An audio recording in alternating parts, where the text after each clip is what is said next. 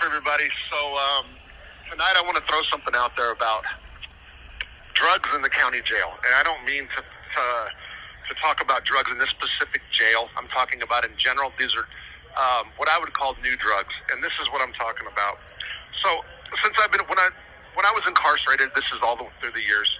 Different drugs pop up that normal people would not do.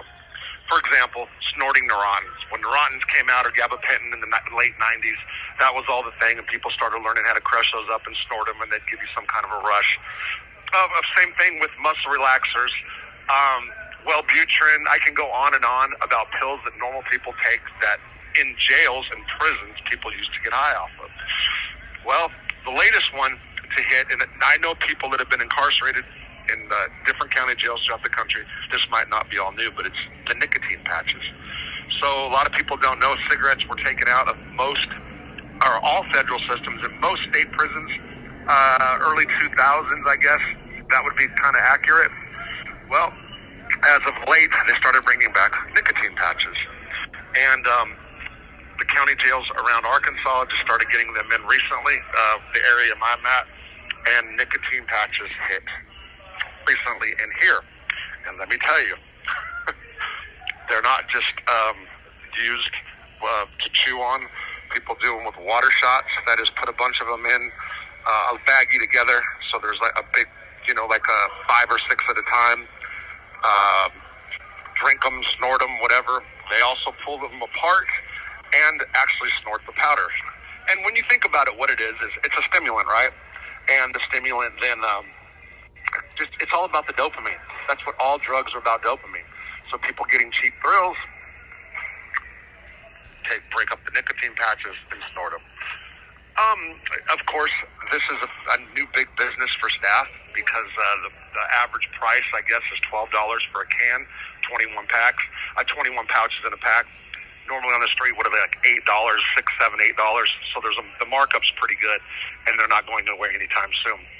But I was when they hit the pods yesterday, you should have seen how people cheered.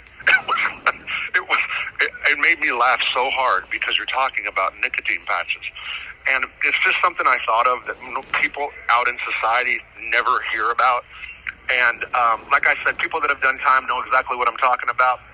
And if you're wondering if I have done any, I was started chewing tobacco again, snuff, whatever you want to say, when I was in rehab back a few months ago.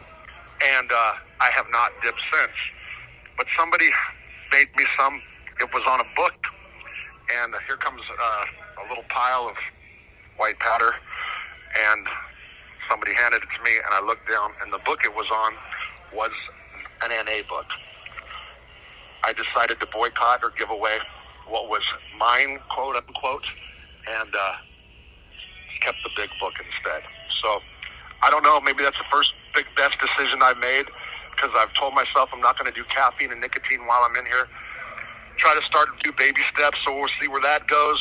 Who knows? But I will say it's the first time in prison I picked up a big book. Not the big book, the NA book. The big book's actually the AA book. But, yeah.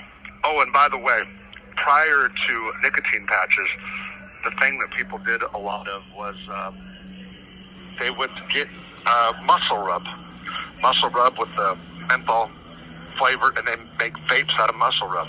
Absolutely nothing to do with any kind of a stimulant. It's all psychological, but people that used to smoke menthol cigarettes love them.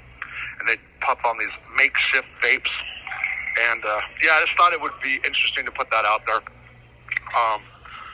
Like I said, because I know normal people do not expect this kind of stuff, especially people doing water shots and nicotine patches or snorting them. It's wild. But, yeah, something I just wanted to put out there. And that's all. I'm just coming up with a few things. By the way, for Mob Monday, I do have a story about Carmine Persico. And for now, I'm going to go ahead and go, keeping this short. Take care. Bye.